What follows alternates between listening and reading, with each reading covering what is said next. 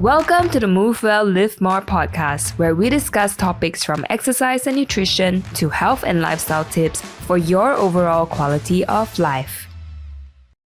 Hello, and welcome to another episode of the Move Well, Live More podcast. My name is Peng, a coach and educator here at Move. Our topic today is on the best training frequency for you. By the end of this episode, you'll understand what training frequency is, how to determine the ideal training frequency for your goals, and finding one that suits your unique lifestyle. And joining me today is a very special guest, and one that I have the privilege of knowing and had crossed paths with.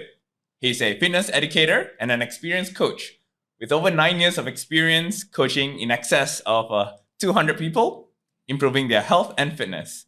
As a fellow educator, he has certified more than 150 personal trainers and an avid contributor to the evidence-based practice, one that I find myself referencing from in the topics of strength and conditioning, sustainable training, corrective exercises and glute exercises, and more. Introducing to all our fellow listeners, Sebastian Tan, welcome to our podcast. Thank you for having me. Do share a word or two about yourself, though. So I'm a personal trainer, and as you know, I coach people. I enjoy being the first liner of this health and fitness industry. Before that, I used to be doing research in Health University and Utah in the area of health psychology. And I realized that in order to help people to become fitter and healthier, I prefer to be the one that facing the clients instead of just reading out research and writing articles. I prefer the more hands-on kind of thing. More interactions. Yeah. Okay. Yes. All right. Before we begin, if you'd like to hear more about movement, health, and lifestyle from us, please like, subscribe, and hit the notification bell so you'll never miss an episode. Okay, let's just jump straight into today's topic itself. Training frequency. What is it? Well, by its term, we know that how many times you train, that is training frequency. But usually we measure it by how many times you train per week. Per week. So it's easier for us to plan your volume of training. It's easier for us to measure progress. But of course, sometimes we have clients who we count their frequency based on how many times they come per month. But for programming purposes, usually we go by how many times you train per week so that we can get the volume across. It's easier for us to calculate that way. Okay, lovely. And why is it important? Training frequency is important because in a very simple way of measure how many times you show up and train. For example, if you want to get your result and you have to train a certain amount of time to see changes. The number of times you train per week will also determine how soon you will see your results and also determine many things else. It is important because it's basically you just have to show up to do your work. It's like your attendance to work, to school. So if you don't show up, zero frequency, then you can't expect to have any changes. So it's like a training scorecard of sorts. Well, we can see it from that perspective. Definitely. What are the factors that are involved in, say, training frequency? What affects training frequency? Okay, if let's say we want to look into how do we determine the frequency, of course, depending on the client's lifestyle, client's goals, and also training experience. And also the recovery rate as well. So let's say optimally, we want clients to train 3 to 4 times, resistant training to see changes. That is optimal based on the books. Yeah. But whether is it optimal for clients' lifestyle, there is another story to tell. That's another chapter on its own. Because usually when we read textbook about training science and also we talk about research articles, we always talk about optimal training frequency to achieve certain amount of muscle gain or strength gains or even other things about fitness. But we usually don't look at optimal for who. What kind of people? So let's say a person who is really, really busy. We can't say that optimal for you is 3 to 5 times per week. Yeah, of course, we want them to come 3 to 5 times a week, but is it really practical or not? It's another aspect that we have to actually consider. Yeah. So for example, ideal situation, we want to have clients to train like 3 to 5 times per week and all that. But let's say the person is a working mom and doesn't have a helper at home. There's 3 kids. And the amount of work that this mother will actually have to go through is a lot. We can't say that optimal for her is 3 to 5 times. We take consideration of her lifestyle. Maybe optimal training is the one that she can commit to and still see results. That would be optimal for people. So if she can only afford like twice a week. That's Well, her optimal training yes, frequency. optimal and ideal is different. Optimal means that you can still see changes with the minimal amount of training when we take into consideration of a lot of things that are going on in her life, and she still can make it and still see some changes, improvement, there's progress. I think that is pretty optimal to me. I agree with that. Yeah, because we can't expect everyone to train like an athlete. So optimal frequency for an athlete will be different. I agree. They can get as close as possible to what we learn from the textbook, because a lot of studies are done with among people who train. Of course, there are studies that compares trained and untrained people, but we fail to take into consideration of other factors, those confounding variables like lifestyle and all. Apart from lifestyle influences, training background, what would you say is a factor that most will not recognize that is one? Perhaps something like age. Would you say age is a factor that could influence training frequency? Maybe training age, not the biological age. Let's say a person who is 60 years old and the person has been training for years. And of course, it will be okay for the person to train every day with regulated amount of load and intensity. But if a person who is younger, is a novice in training, that would actually affect what is the optimal frequency for the person. Because the more you train with certain amount of intensity, you will expect different level of recovery needed. So if let's say you're young, let's say you are 20 years old and you have never trained before, when you started training, your optimal training frequency could be 3 times. You can recover faster because you're a lot younger. Growth hormone is still raging on when you're in the early 20s, and with good nutrition and all that, definitely you can afford to recover faster. But a person who is 60 years old, who has been training for a long time, started lifting since 20, I think frequency itself is not being affected by the biological age. Age is a factor, but less so of the biological factor. The biological age has a factor, but more on the years spent training. It's a much bigger needle. Yes. Okay. Because when you started training more, body adapt and you can take more amount of damages, not like you break your bones and all that, more muscular damages through eccentric training and all. Definitely you are able to withstand that kind of intensity and load throughout years that you have been training. Therefore, you need more intensity, you need more load. As we train, we progressively overload. So you need, the term is like your minimal effective dose of training gets higher as you train for longer years. Recognizing that those are the factors that influences a training frequency, what are some examples from personal experience as a coach dealing with clients that you see more commonly amongst them? My client base is basically they are working adults and they are also passionate and committed to their goals. But sometimes lifestyle and other factors in life will not really allow them to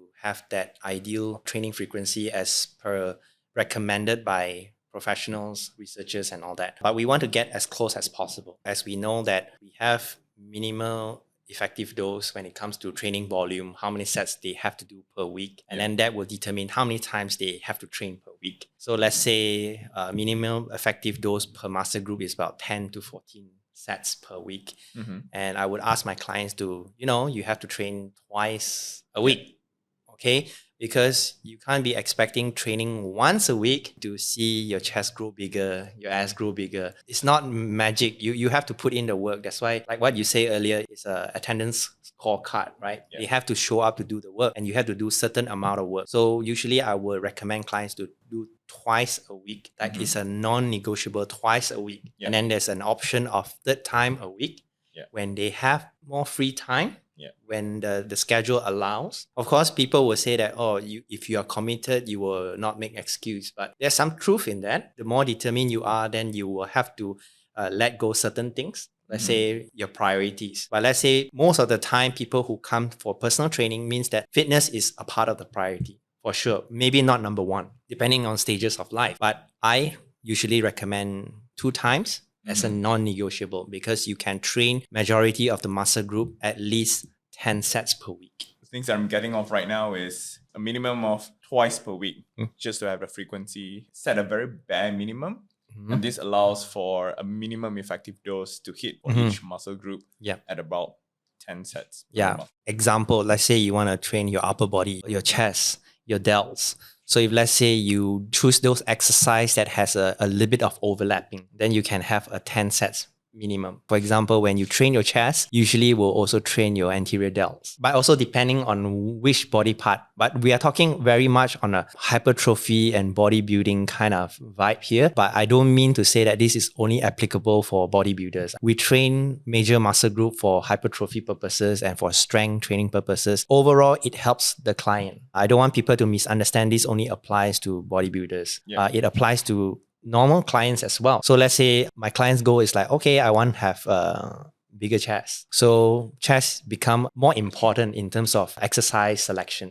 But at the same time, those exercise has an overlap of, when you do more compound work, you work on your smaller muscle group as well. Let's say you do a 10 sets of total chest exercise. You technically also do about 10 sets of anterior delts because you can't really isolate the chest, particularly if you are doing a press. Maybe cable flies and all that. A fly could isolate out just the chest itself, but you can't have a zero intensity on the delts itself. But when you do that, you also train your triceps and all together it works. So you have an overlap of everything. So you want to choose more of a compound movement for people who are busy, who has only 2 times to train, then asking them to do like a bicep curl of maybe 5 to 10 sets, and then you wasted a lot of time. Maybe isolation exercise you can put into the third day, which is the optional day for them to come in and work on themselves, because those exercise require less of spotting. Supervision. Supervision. That could actually work that way. In general, hypertrophic bias training doesn't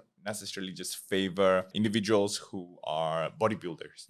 It has overlapping effects, and in general, most general population can benefit from it as well. If your priorities are to develop your chest, your priorities are to develop your legs, your glutes, or any specific muscle groups, those priorities become the priority for the exercise selections for that particular program itself. Yeah, basically that would determine how many times you should train a week, the frequency. But you plan that way, you can get that optimal frequency for clients who are really busy. That's why usually when I ask my client to start training, I will ask them to come 2 times a week as a non-negotiable, as when they can really commit to that kind of lifestyle, then I will start to 2 times is not an issue for you to commit. Why not you try 3 times? Make it a 3 times non-negotiable. And then after that, maybe 4 times. And then we progressively psych our client to getting ready to, make fitness a bigger part of their lifestyle. Make it a much bigger priority.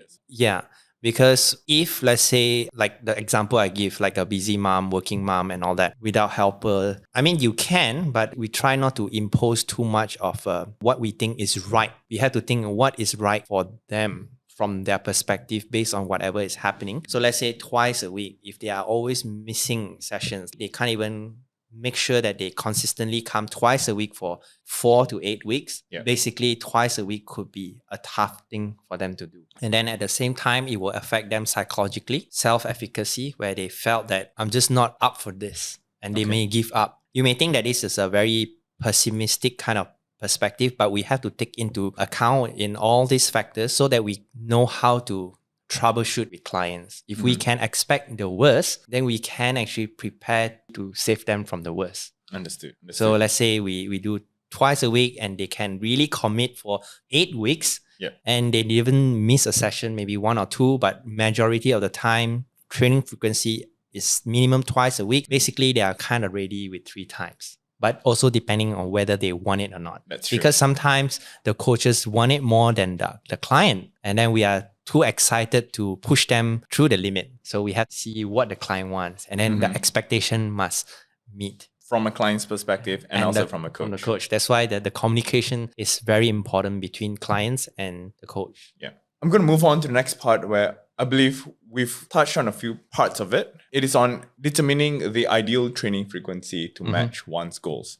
Earlier that you mentioned, of course, some of the elements that you have to consider are like the circumstances. If let's say it's a working mother, her work has a priority, her family, her kids, will also have a priority. And then fitness, seeing that she's already engaging in some form of training, is a priority, but to what extent? Not probably not more than her other commitments that she has right now, but she's trying to fit it into her plate. Yeah. But what are the ways that someone can say that, okay, if I want to determine what's an ideal training frequency for myself, how should I go about it? Okay, if let's say we want to put aside lifestyle and all that, a person training frequency is determined by their training age, Okay. their goals. Okay, for example, you are beginner. The minimum effective dose is 10 to 14 sets. And then if let's say you are really expert in training, you can go up to 1 week, 16 to 20 or 20 to 24 sets per muscle group. We do not really recommend people to cram everything like 24 sets in a session and leave them really sore until they hit the muscle group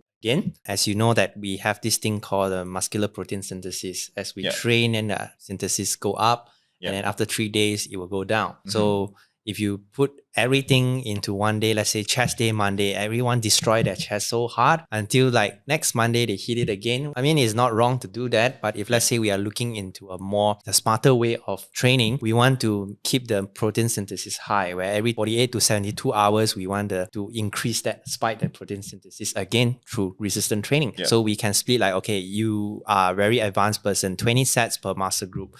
So you want to split like, okay, 2 sessions of chest, maybe Monday and Thursday.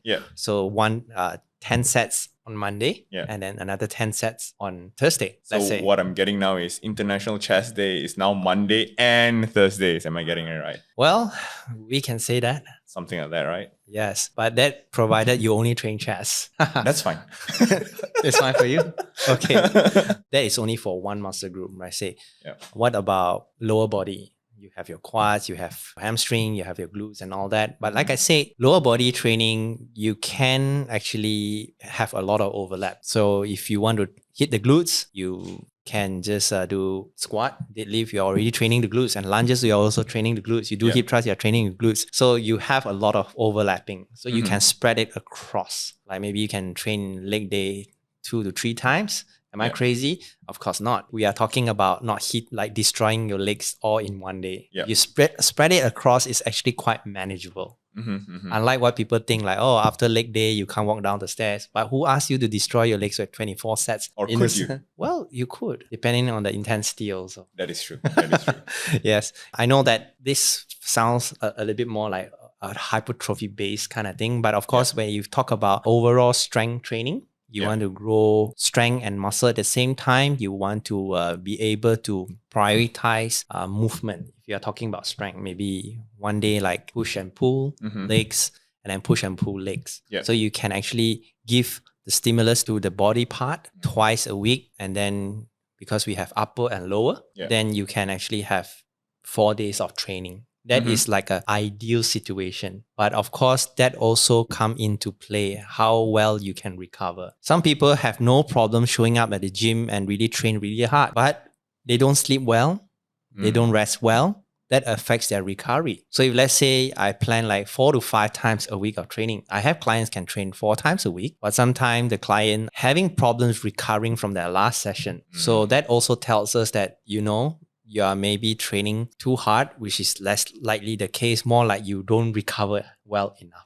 All right, Sebastian, I'd like to ask you if you've had any experience guiding through a client, be it during consultation or be it during one of their training phases, where they had trouble identifying what is the sort of ideal training frequency for them. What were your thought processes and how did you guide them through? Okay, usually during the consultation, I would be want to get to know them. How is their daily routine like? I will ask them that where do you think you can fit your training into your schedule?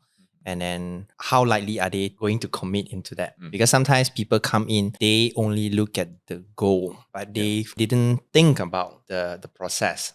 But that's exactly why they need a trainer. As I keep mentioning, right, I recommend twice a week. Okay, not just because 2 is better than 1, is because we know that how we can split and then make sure that we train major part of the body in 2 sessions. But of course, there are times that I have clients that only can make it once.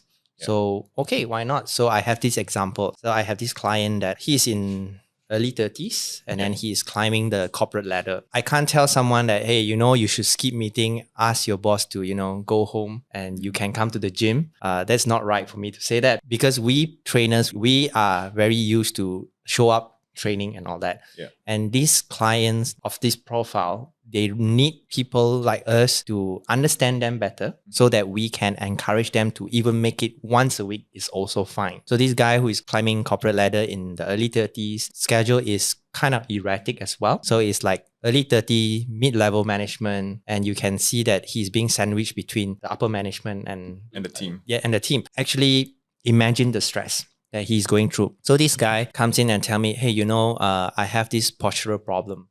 I've been working a lot and then I'm having neck pain. But of course, I come for training. I'm hoping that, you can help me strengthen my back so that I can have lesser neck pain and all that. But of course, he said that, okay, I also want to have, it's never bad to have broader shoulders. When I wear my shirt, I look smarter and all that. Good. Well, no problem with that. Of course, if let's say I want to be like the trainer, just go according to the book. Now I say, no, you just can make it once. No, you find other trainers or you don't train. I don't do that. So I say that, okay, so you think that one time is like really the maximum you can do it now? Then he say, yeah, but if a person who show up one time, knowing that his progress is not going to be as fast, some trainers will not take it because they think that one time a week, what kind of progress are we going to see? You better don't train. Yeah. But we have to think about this. If a person can only make it one time per week and they come to you, they really need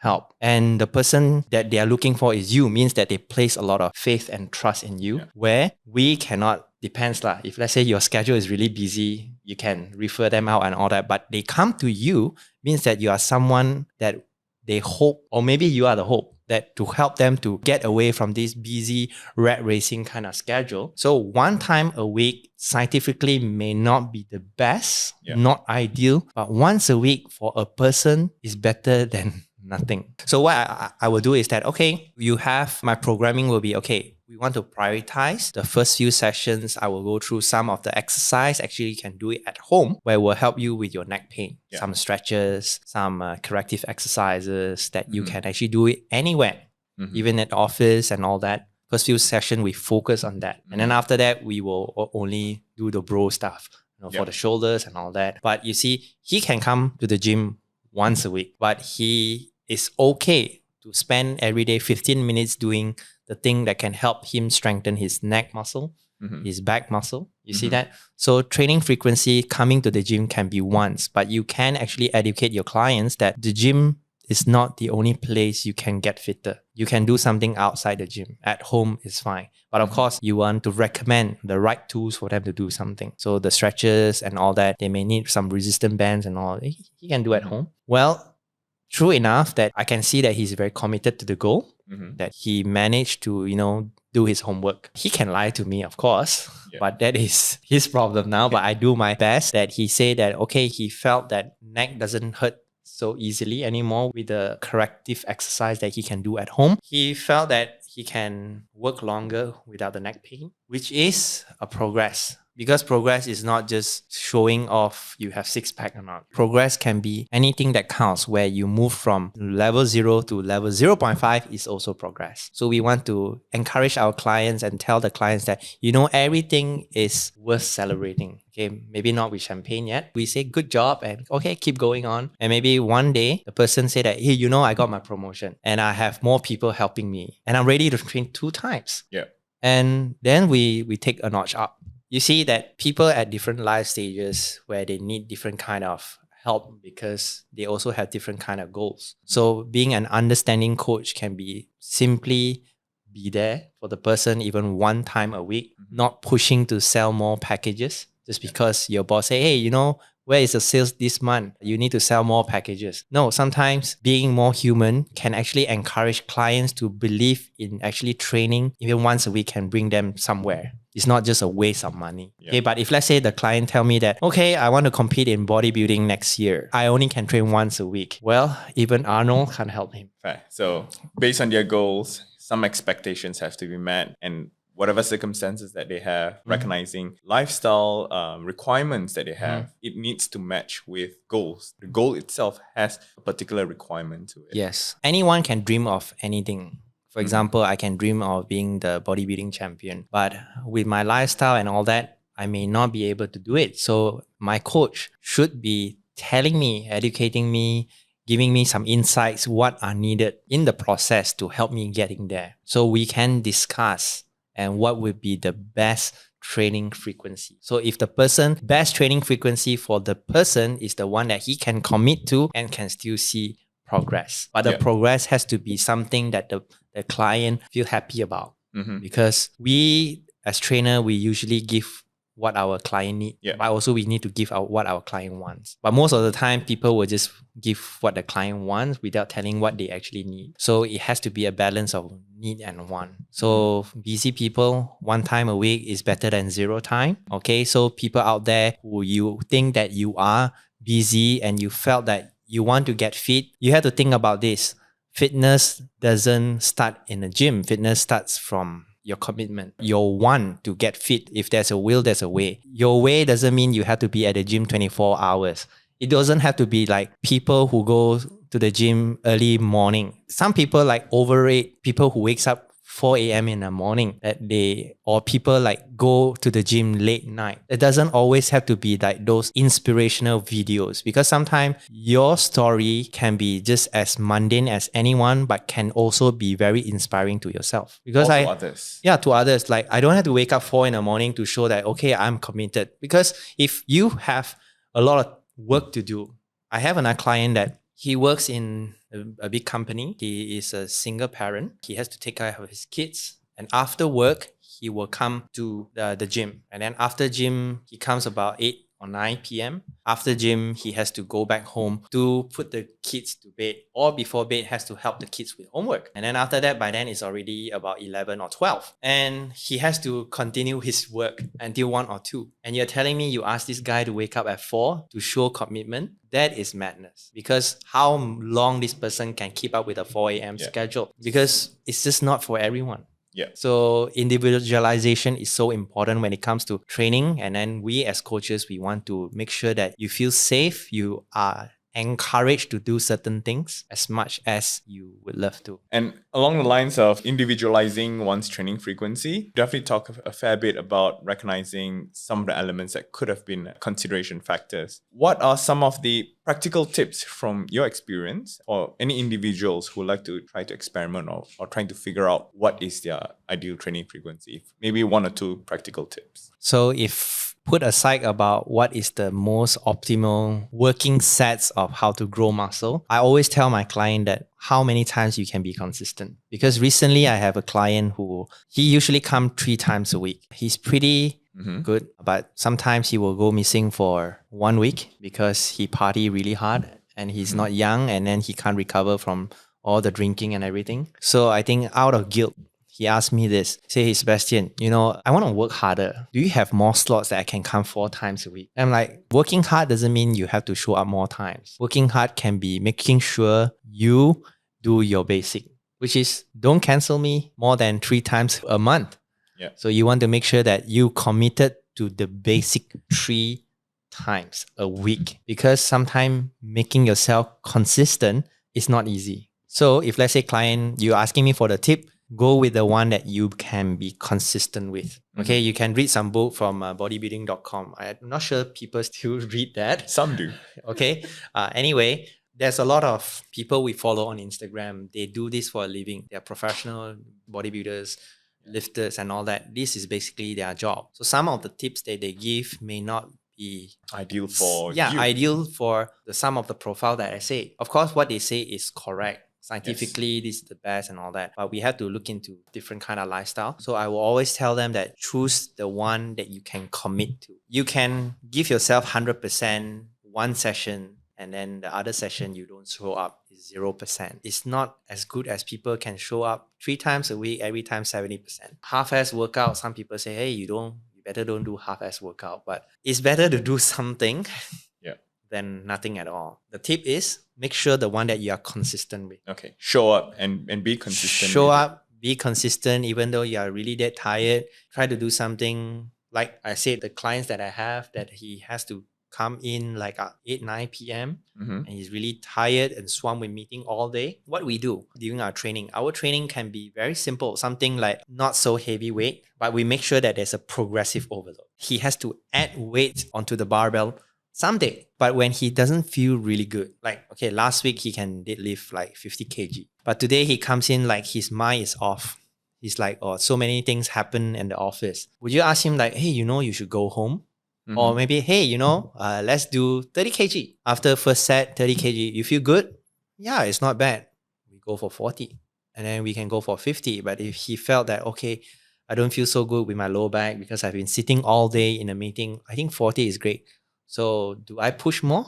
Maybe not, because sometimes some clients need a push, but sometimes clients can negotiate with you what are the weights that we use, but we have to make sure that client safety is number one, because people pay us to make sure that they get result in a safe manner. If they want to work out to get injured, they wouldn't hire us at the first place. They can just see other bros in the gym and just do whatever they do. Just copy and follow. Yeah. So that would be something that I would recommend. Go with what you are consistent with. Come into the gym, you don't feel that you are at the optimal level. It's okay, tone down, but making sure that you have progressive overload. Because if you want to see progress, you must have some increment of weight, increment of reps, sets. And we don't talk about frequency yet. Yeah. Talk about quality session can be coming from showing up, do what you can at that condition. If it's 70%, it's 70%. Yeah. Well, at least it's not 0%. Because once we think that we are tired, we want to back out. I mean, listen to your body. Sometimes you really need to take a rest. But if let's say we start saying that, okay, today I feel a bit tired and lazy, when I start skipping, that becomes a new habit. So we have to calculate the frequency of skipping, not frequency of training anymore. That's entirely a whole different chapter. Yeah, so I hope that we don't have to discuss that. Okay. Earlier, you talked a little bit about if you're tired, recognizing that if you're tired, it makes sense, take a rest. Mm-hmm. But what are some of the other signs that someone should look out for that it mandates a tweak in their training frequency or at least a slight amendment to it? People who needs an increment of frequency is when the person can recover quite fast. They need more sets in their workout, and you cannot complete it in just 2 days or 3 days. You need the 4th day because you need to make up with the volume. Yeah. Then you increase. But if to decrease is more for people who are not able to recover fast enough. So let's say Monday I train Romanian deadlifts, and Thursday when I come to do my squat, I can't really squat properly because the hamstring is giving way. I mean, of course, you don't train your hamstring, but you will still feel it with the stretch. If that only happens once in a while, it's fine. If every week your clients come in that you have soreness that can't recover after 2 to 3 days, the person might have to relook into cutting down. But I usually will look into your recovery first before cutting down the frequency. Maybe you try to sleep better the day after the training, same day after training and the day after the training. Try your best to have enough sleep because that is the time that your body needs most recovery. Make sure that you have your protein and all before thinking about cutting down frequency. Because cutting up frequency is like skipping school. It's like you can't do your math, you don't show up for school. So we try to look into what can we do better to improve the recovery. So before we even think about amending the training frequency, look at some of the things that we can control. Yeah. If we want to bump the training frequency up, let's see with what are the other commitments that we have on board. Does it make sense to add one more session? Yeah, but sometimes the client may have more than one type of physical activity where they just don't come for resistance training, because some clients do endurance work. Let's say I have a client who is a swimmer that she's competing soon, open seawater swimming competition where she's already swimming 3 to 4 times a week and resistance training twice a week, and we can't be training at 0 RIR because she comes in after the swim and she can't push through. The weight is pretty okay enough for her to get stronger, but do I have to push more? Maybe not. Twice where she can still do well in her swim, great, we leave it at that. And she can recover and the soreness, leave it at that. But sometimes we do cut down. Today you can skip because you are really not in the condition, because swimming is her main sport. Yeah, a priority. Then, okay, you swim hard enough, resistance training, maybe less. Today is fine. I give you a break. That's when we cut down. We have to look at the client's feedback. Yeah. Because sometimes they want to push through, but when you look at them like, okay, the usual weight they can't even carry, which is already not at 0 RR. They also can't carry, or maybe not even 2 to 3. They are failing at 5 or maybe 6 RR. It's a sign that, okay, maybe this is not a good day for you to train because you might get injured and you can't even swim. So we have to see what is the priority of the client. For listeners out there, RIR means repetitions in reserve, like how many more you have left in your tank. When Sebastian mentioned 0 RR, it literally means failure. But Asian parents don't allow failures. But 5 away from it? Well, some people, that's why not many Asians are big enough. Moving on. Earlier that you mentioned a lot on the points of recovery and whether one at times you just listen to the body and adjust the training frequency accordingly. But with a caveat that all the other elements, if you can prioritize your sleep better, if you can somehow manage your other circumstances, your lifestyle factors, do those first before even thinking about tweaking the training frequency. Yeah. What are some of the other signs or perhaps any other small notes that someone should add on as a consideration factor to tweak one's training frequency, or that's just it? I think that's it. We don't want to overcomplicate things. Sometimes do the basic would be best. And I want the audience to take note of this. People always think that fitness and health is about training. Actually, fitness and health, your performance and everything largely based on what you do outside the gym. So if let's say a client who can commit to one time of training, doesn't mean that the person can't do something outside the gym to see change. So we as a coach, we are not paid to do job just during the session, but we are also responsible to give recommendation and advice on what they can do when they are not training. So frequency of training is something that we can control, but something outside the gym is what we really need to ask our client to take note more. Okay, if you can only train once a week, make sure that the once a week that you come, you show up, you do your training properly, because you have only one shot basically at that week. But that doesn't mean that you give up the next 6 days, that you don't sleep, you sleep at 4 hours, eat a lot of unhealthy food, a lot of alcohol drinking and all that. Sometimes it's just as simple as train once a week, make sure that you sleep enough, 6 to 8 hours of sleep, good quality sleep. I know sleep is a privilege now. Many of adults, they need more sleep, as much as you can. It's like you have 4 hours only. Make sure that you have your 4 hours. You don't say, I have 4 hours. I say, never mind lah. I watch Netflix 1 episode and then I sleep 3 hours. Yeah. That's not a wise thing to do. Sometimes there are certain things that you can cut out. Please cut out and prioritize the health first. Then frequency itself is another topic that I think I've shared enough. And thank you for that, because putting things into perspective, recognizing what elements affect the qualities that determines recovery, which is a huge factor when it comes to determining one's training frequency. Yes. We've established you don't recover on point. Yes. You just cannot quite show up well for your next training session. Even if it means sleeping, if all that you could afford is just sleeping 4 hours, make sure that 4 hours is maximized to its fullest. Cut out the other noises if you could, other distractions. If you feel like movie to watch on Netflix, okay, save it for another time. That does not compromise your capacity to recover. That does not compromise your sleep. Yes. If the goal is important enough, I'm sure that people know what is the priority. They have to prioritize certain things. We're nearing the end of our podcast itself. Are there any takeaways that you might want to have for our listeners to sort of take note of? Well, consistency is really the key. Keep fitness simple. It's not easy to train hard. It's not easy to show up, but keep it simple. Show up, prioritize it, know what is important. That's it. Don't overcomplicate things. And fitness can be as simple as show up, train, eat well. That's it. Yeah.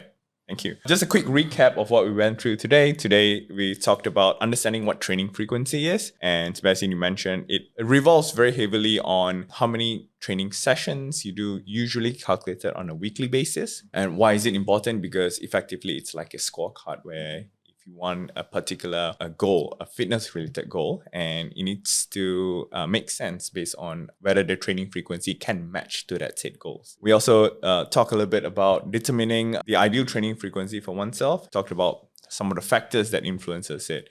And a lot of it has to do with lifestyle factors, commitment in life, issues such as age is less relevant, more relevant being that of a training age, how many years someone has spent training in a gym or being physically active. And lastly, we ran through a little bit on how to individualize training frequency to match one's a unique lifestyle, where you shared a bit of some of your case studies of your clients. He's a busy single parent running in a corporate world.